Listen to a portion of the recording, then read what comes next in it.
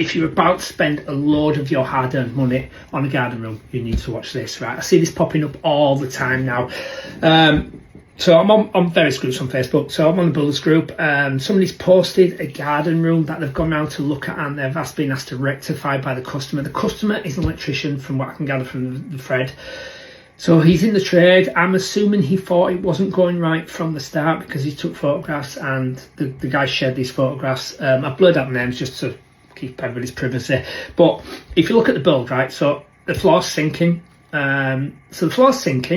So he's got photographs of the ground screws. They're 500mm deep, these ground screws that they've used. So I'm guessing they've gone down the DIY approach of fitting the ground screws. So if you're going to fit your own ground screws, right, so you type away, you put in your estimate, and they say, yeah, ground screws, this, that, and other, you can have 10 of these at this depth, right? You need the company to come out and do a test on your ground. Right, it's not just a case of sticking it in. You've got to bear in mind, look at this build. Look, I mean, it looks to me like it might be a 6x4 or something like that. It's going to weigh 5 ton. 5 ton, you know what I mean? And it has to be on a sufficient base. So the floor started sinking. You can see there, look, he's dug a trench through the middle. I'm assuming that might be the customer because he's an electrician. He's put his own services in first.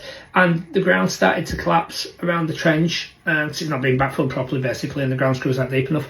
So that started to sink, massive problem there. The roof, he's done spacing to 600. Now, when you're keeping under permit development, you've got to keep to a certain height, yeah? So you've got to use certain type timber. And he's used flitch beams, so I'm guessing that he had an idea that the roof span was too big for the timber, so he had to use flitch beams, but he spaced them at 600 centimetres, which is too big for that roof span. So the roof's sagging as well. If you look at the walls, you can see the walls there. I'm guessing they're 600 centimetres, because that sheet of OSB, if you flip it on its side, it'll cover 2 studs, so 600 centimetres on the wall. He's not put OSB on the outside of the building, which provides a massive amount of rigidity and structural strength from the downward force of the roof as well. You bear in mind there's a lot of weight on that roof, especially if you're getting snow loading as well. Right, so everything is failing on that build. £37,000 that customers paid, and this company had 5-star reviews. Due diligence, check them out before you spend your money. There is loads of people now saying they can do garden rooms and they haven't got a clue what they're doing.